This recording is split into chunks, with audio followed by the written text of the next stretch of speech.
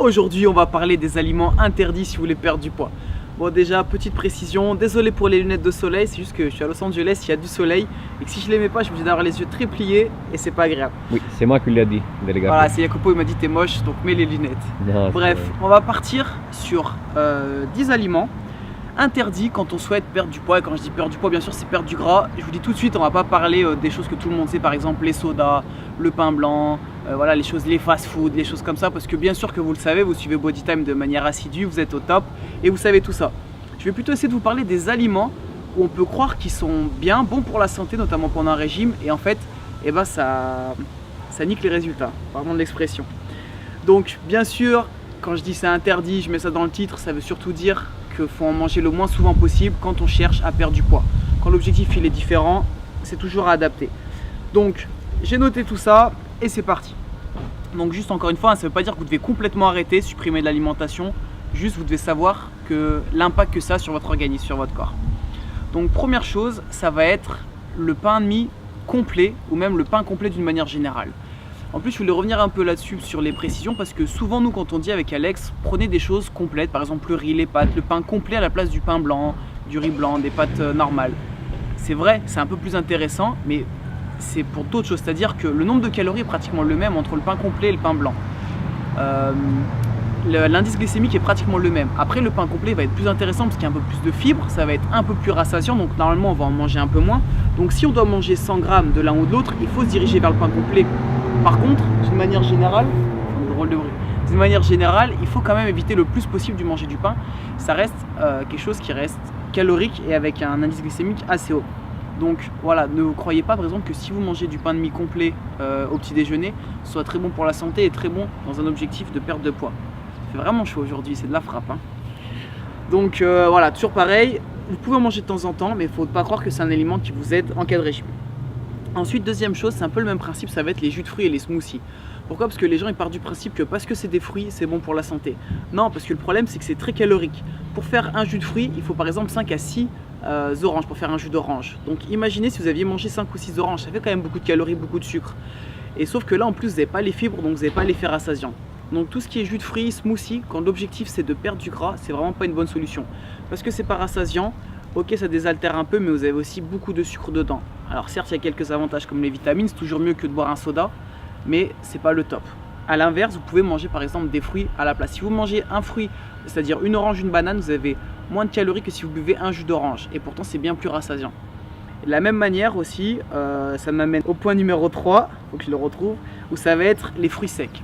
C'est la même chose, les fruits secs, il y a un intérêt, ça conserve quelques vitamines, tout ça, mais c'est beaucoup plus calorique que des fruits normaux. 100 g de fruits secs, ça va représenter 70 à 75 g de sucre. Vous imaginez, il reste pratiquement plus le sucre, bien sûr, parce qu'il n'y a plus l'eau, tout ça.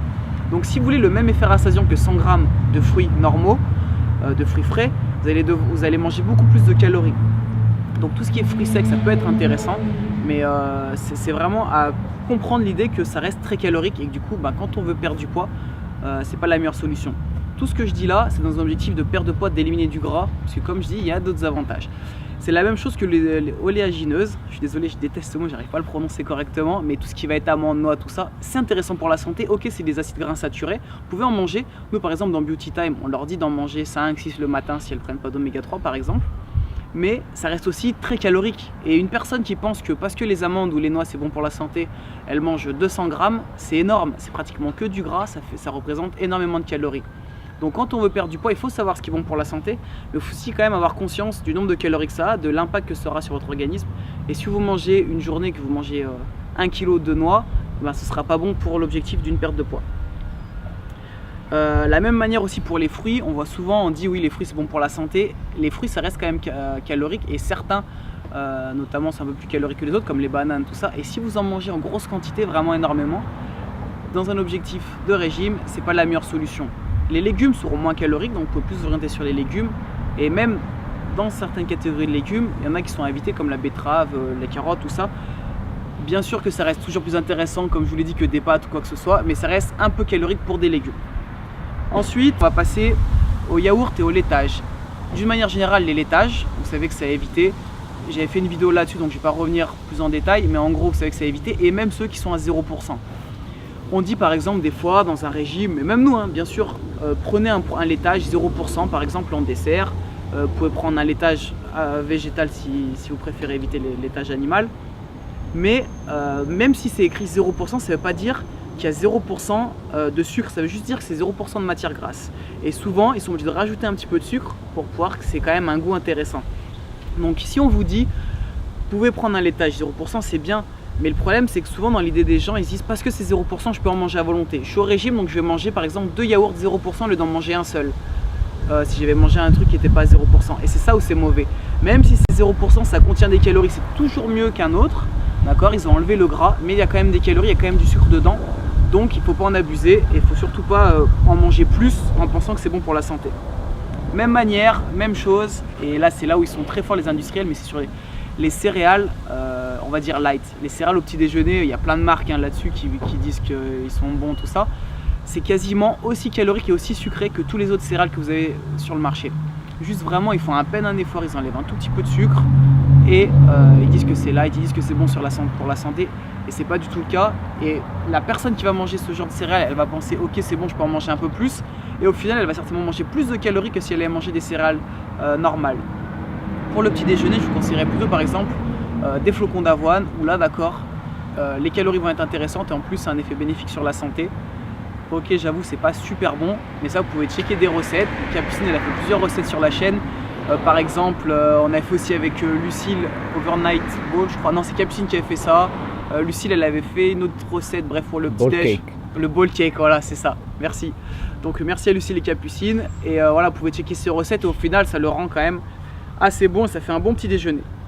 Même chose aussi. Une idée reçue qui est pas bonne, ça va être avec les galettes de riz et encore pire les galettes de maïs. Vous savez les trucs ronds là qu'on trouve, on a toujours l'impression que ça c'est bon pour la santé, c'est super calorique et voilà, et notamment les galettes de maïs, c'est un indice glycémique très très haut, donc dans l'objectif d'un régime, c'est plutôt à éviter, enfin c'est même à éviter, voire à interdire. Ensuite, les boissons sportives, un autre point, donc les boissons sportives, les boissons énergisantes, par exemple ce qu'on prend pendant l'entraînement, tout ça. En dehors des sports d'endurance, en dehors d'un effort long, je vous déconseille d'en prendre. Pourquoi? Parce que ça part du principe, quand vous cherchez à perdre du poids, je répète toujours ça, mais quand vous cherchez à perdre du poids, je vous déconseille d'en prendre. Pourquoi? Parce que ça reste quand même très sucré et si vous ne faites pas spécialement un effort très long, votre organisme il n'a pas besoin, d'accord? C'est pas parce que vous allez faire 20 minutes de vélo que vous avez besoin d'une boisson énergisante. 500 ml, ça va représenter énormément de calories et vous allez certainement boire plus de calories que ce que vous avez dépensé pendant votre effort. Donc c'est vraiment pas intéressant et ça c'est toujours pareil, c'est une mauvaise image qu'on a de ces boissons, ça va nous donner la pêche, on va se dépenser encore plus. C'est faux, vous mangez beaucoup de calories. Ensuite, 9e point, ça va être les sauces et je voulais dire aussi, parce qu'on se rend compte quand on voit les clients tout ça, ceux qui saucent beaucoup, même par exemple la salade verte. La salade verte, on dit c'est à volonté, c'est quasi 0 calories, voilà, même dans les programmes ou Beauty Time, tout ça, on dit vous pouvez manger la salade verte à volonté. Les endives pareil, sauf que si vous mettez énormément de sauce, ça change complètement la donne, d'accord? Donc même des aliments sains, si vous les agrémentez d'une mauvaise manière, ça devient plus du tout sain. Donc la salade, les légumes, tout ça, si vous mettez énormément de sauce, ça devient beaucoup moins intéressant. Ce qu'on dit, c'est que vous pouvez mettre par exemple un petit peu d'huile d'olive ou d'huile de colza avec un petit peu de vinaigre balsamique avec très peu de sucre dedans. Et là, voilà, vous faites juste une sauce comme ça. La moutarde forte, extra forte si vous voulez rajouter, mais uniquement. Ensuite, 9e point, bon vous avez compris, je m'étais trompé, mais bref, on passe au 9e et ça va être les sodas light. Bon, vous savez que les sodas, c'est interdit, les sodas normaux, et les sodas light, les sodas à zéro, c'est aussi interdit. Pourquoi? Parce que ok, ça n'a pas d'impact directement sur votre organisme, sur vous au niveau des calories, sauf que votre corps, le cerveau va le détecter comme si c'était un apport de sucre. Donc qu'est-ce qu'il fait? Il va libérer un petit peu plus d'insuline, d'accord, pour pouvoir aider normalement le glucide à passer soit dans les muscles. Mais s'il n'est pas utilisé, notamment si vous prenez des sodas pendant un repas, tout ça, ça va aussi faciliter la prise de gras. Donc si vous prenez un repas et que vous buvez du soda 0 calories, du soda à zéro, ça va faciliter un petit peu la transformation du repas en gras, ce qui est forcément mauvais.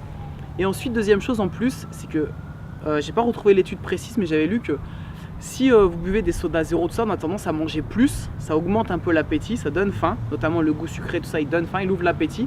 Et généralement, en plus, quand on boit quelque chose de sucré ou quoi, on a encore plus envie de manger de manger de la merde. Donc, c'est quelque chose que quand on est dans un régime, si déjà c'est dur de résister un peu aux pulsions ou quoi, si en plus on s'en rajoute, ça devient encore beaucoup plus dur. Et enfin, 10e et dernier point, c'est l'alcool. Alors j'ai fait une vidéo sur l'alcool, si vous ne l'avez pas vu, vous avez juste à cliquer sur la fiche là-haut. Je ne vais pas revenir dans les détails tout ça, mais je sais par exemple de temps en temps on dit oui, un verre de vin rouge c'est bon pour la santé, tout ça. Ça a plein d'avantages, mais les avantages que ça, on peut les retrouver dans d'autres aliments, notamment les légumes, tout ça. Et le problème de l'alcool, c'est que le corps il doit vraiment focus pour éliminer l'alcool avant de s'occuper du reste. Donc sur un régime, c'est vraiment pas une bonne chose. Et ça va être la même chose pour les bières et même les bières zéro, tout ça, bref, tout ce que vous voulez, voilà. Ça, c'est à éviter. Vous avez compris, une bonne alimentation, on évite tous les aliments comme ça un petit peu cachés et vous allez être au top du top. Bref, j'espère que cette vidéo vous a plu. Pensez à checker les programmes sur Bodytime. Allez voir les filles, le programme Beauty Time pour être au top du top. Je vous dis à très vite et surtout d'ici là, gardez la pêche.